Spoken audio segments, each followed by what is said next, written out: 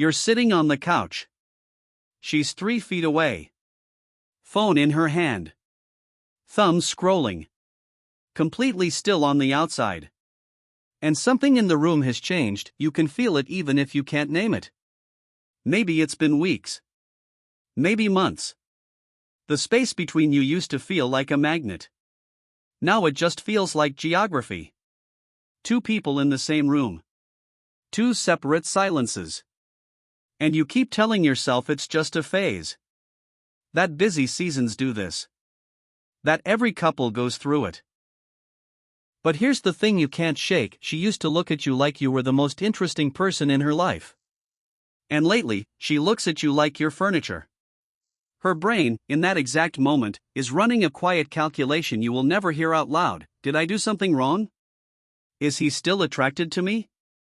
Has he gotten bored? Did I stop being enough? But buried underneath that loop, and here's the part most men completely miss. She's not just wondering whether you still want her. She's wondering whether she's still the kind of woman worth chasing at all. Because somewhere deep in her nervous system, she learned early that consistent pursuit equals consistent love. And when the pursuit stops, her body registers it as a warning. Not the truth, bro. A warning. And here's the counterintuitive thing: she doesn't actually miss being chased. She misses being certain. She misses the version of you who showed up like she mattered. And now that you've pulled back, she's not sitting there scheming or playing games. She's sitting there grieving the version of you she thought she had. This isn't about manipulation. You're not failing at love. You're not a bad guy for losing the early spark. Every man who has ever loved a woman has stood exactly where you're standing right now, wondering if she lost interest, wondering if he messed up, wondering what changed. By the end of this video, you're going to understand what is actually happening inside her mind when you stop chasing her, not the surface story, the deeper one, and you're going to see, very clearly, why the version of you she actually wants long-term has almost nothing to do with the version that was pursuing her. Let's get into it. Mindset reframe, 60 to 90 seconds. Most couples believe that when a man stops chasing a woman, she simply loses attraction, gets bored, or starts questioning the relationship from a logical place. They think this is a tactic problem. A mystery. Something she is doing to him. But the real truth is, and this is the part that changes everything, what is actually happening is that her nervous system is reading the withdrawal long before her mind does. Not because she's playing hard to get. Not because she lost attraction. Not because she's testing your commitment. But because her nervous system is registering the absence of pursuit as a quiet loss of safety, and reacting to a threat that has nothing to do with whether she loves you and everything to do with how love was wired into her body in the first place. When safety leaves a relationship, bro, the love doesn't disappear. It goes underground. She looks colder on the outside because she is terrified on the inside that the man who used to pursue her has quietly decided she isn't worth pursuing anymore. That's the lens. Once you see the room through it, everything below is going to click. The 7 points. Point 1, she thinks you stopped because she stopped being enough. Most couples assume that when a man pulls back, a woman assumes he's busy, distracted, or going through something of his own. And sometimes that is true. But most of the time, her first emotional conclusion is internal, and it's almost always the worst possible one. She doesn't quietly think he's having a hard week. She thinks he's getting bored with me. I did something. I let myself go. I'm not exciting anymore. That is the deeper psychological truth, man. Her nervous system has been trained, through years of subtle cultural conditioning and probably some early family wiring, to read male attention as a kind of proof of her worth. So when that attention thins out, she doesn't just feel less desired. She feels less real. Less chosen. Less seen. Picture the contrast. The disconnecting version of you, in that exhausted moment, says something like, "Honestly, I just haven't had the energy lately, work has been insane." And she hears it. She nods. But what's moving through her is, he doesn't even try anymore. I don't even register on his radar. Now the connecting version, same week, same exhaustion. And instead of nothing, you say, "Hey, I know I've been kind of checked out. I don't want you to think it's about you. I'm just running on empty, and I miss being close to you." And her brain, quietly, is registering, he noticed. He still thinks about me. I'm not crazy for noticing the distance. Same week. Same tiredness. Wildly different outcome. And when you choose that second version, when you narrate your absence instead of letting her fill the silence with her worst fear, the walls between you start to crack without either of you having to fight about it. Point 2, she doesn't miss the chase. She misses the certainty behind it. Most couples think a woman gets bored when pursuit stops. They assume she needs the dopamine, the attention, the novelty of being pursued. And honestly, yes, some of that is true at the beginning.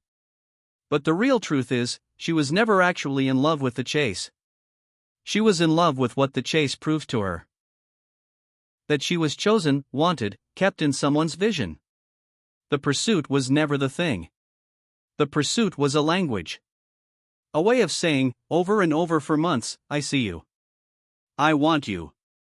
You are not an option, you are my priority." When that language goes silent, she doesn't lose interest in you, man. She loses interest in the security she thought the relationship was giving her. Now picture this. The version of you that has quietly stopped chasing is thinking, "She knows I love her. I shouldn't have to keep proving it. We should just be comfortable now." And meanwhile she's sitting across from you thinking, "I used to feel like the only woman in the room the second he looked at me. Now I feel like the only woman in the room because I'm invisible to him." Then the turning toward version of you, same relationship, same stage, instead of pulling into silent comfort, starts doing small, noticeable things. A text in the middle of the afternoon that says nothing important. A hand on her back as you walk past. And "I missed you today" that doesn't need a reason. And what moves through her is, "Oh, he's still here. I didn't lose him. I just lost the part of him that was running on autopilot." That's the shift that turns a relationship that feels like a negotiation into one that feels like a refuge. Point 3, the silence from you becomes an entire conversation inside her head. Most couples wildly underestimate how loud their absence is. A man goes quiet for a few days, doesn't initiate, doesn't ask, doesn't reach across the bed, and assumes it's just space. Natural. Healthy. Giving her room to breathe. But here's what nobody explains about this dynamic: in the gap of your silence, she is running an entire relationship audit. She is re-questioning the trip you took last month. The tone of voice you used yesterday. The way you said her name or didn't. Every micro-interaction from the last 6 months is suddenly on trial. Because her nervous system, when it doesn't get fed the consistent signal of pursuit, tries to self-soothe by searching for proof that things are actually okay. And almost always, she doesn't find it. And here's what makes all the difference in the world: the version of you who has gone quiet without meaning to was unintentionally creating a completely different dynamic than the version of you who is very deliberately present. Day 1 with no contact from you, she sends something warm and you respond 8 hours later with thumbs up energy.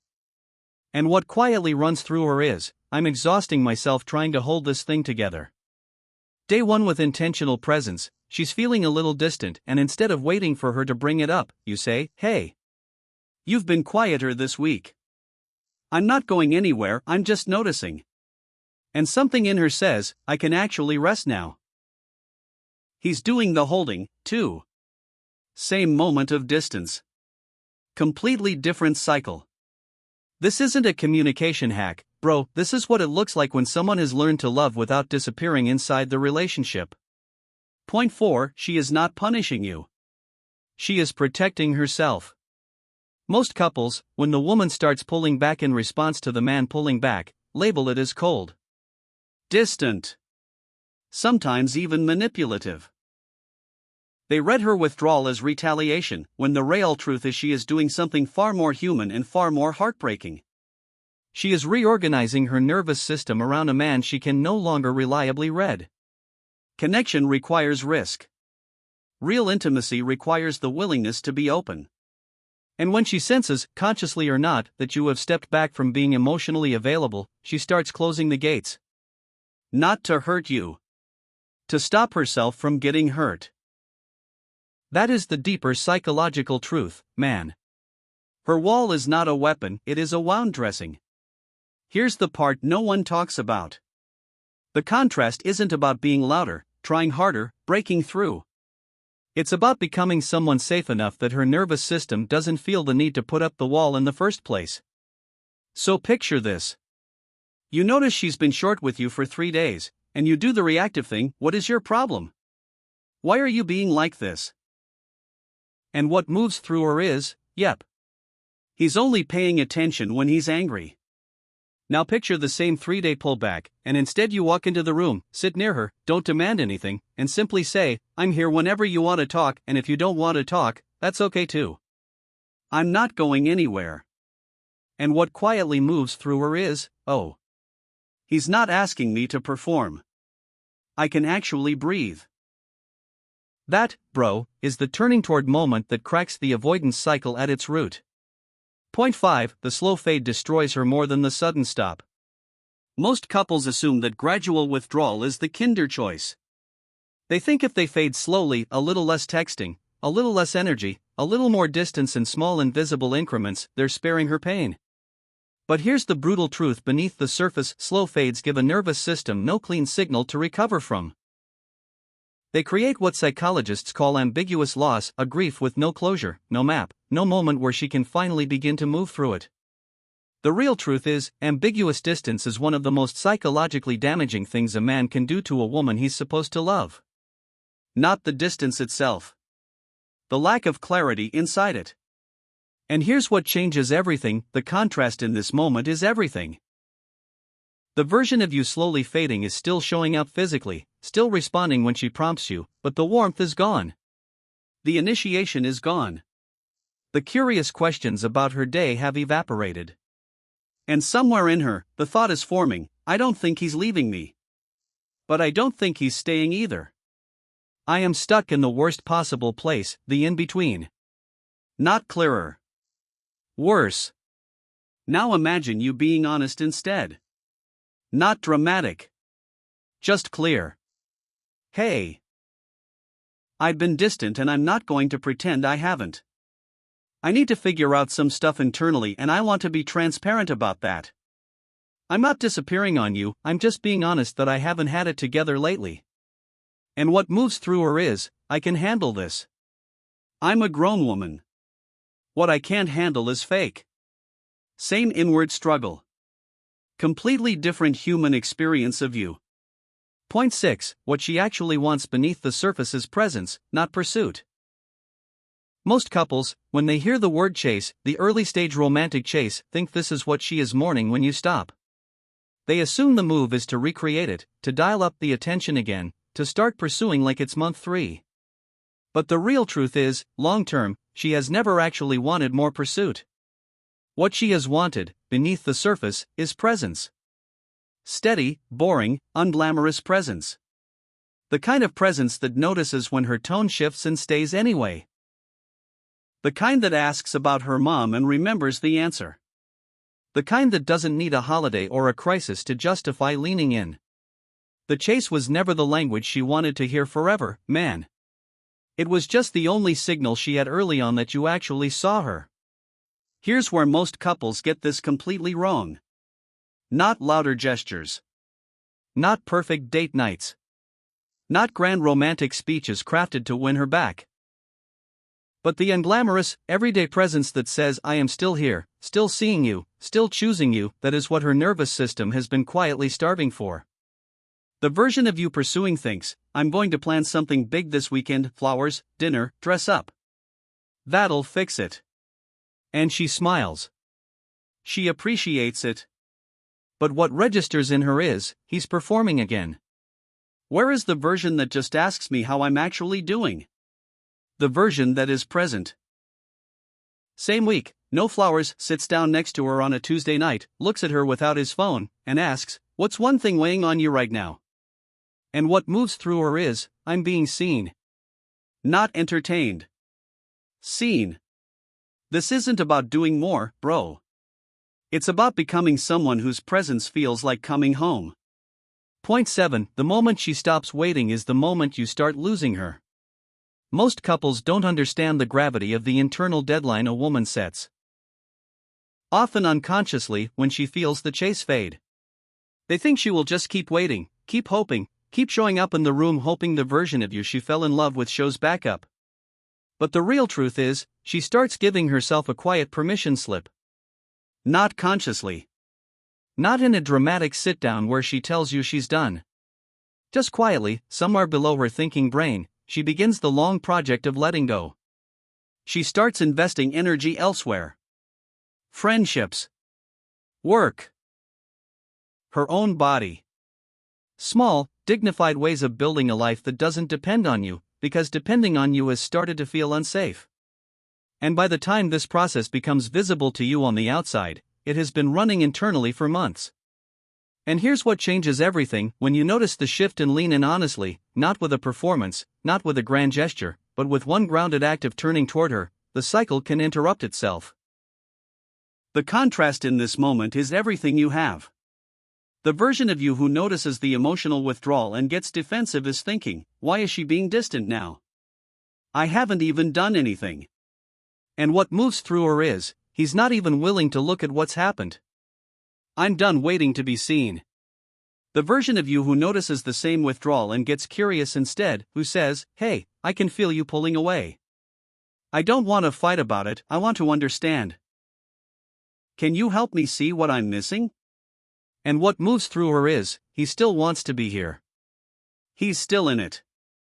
Maybe I was wrong about giving up.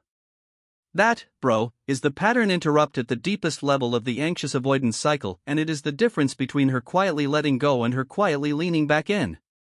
The close, 60 to 90 seconds. This isn't a checklist. It's an invitation to show up differently. Because the moment you really understand what is happening inside her, when you stop chasing her, you stop performing love for her and start practicing it. And she will feel the difference in your voice, in your eye contact, in the way you put your phone down when she walks into the room, in the 60 seconds of presence you give her before you fall asleep, long before you've said another word. Becoming this kind of partner isn't about being a better boyfriend, man. It's about becoming the kind of man who makes love feel safe again for her, and eventually, for yourself. The relationship you want doesn't start the day she finally relaxes. It starts the moment you stop chasing her and start becoming the man her nervous system was always waiting for.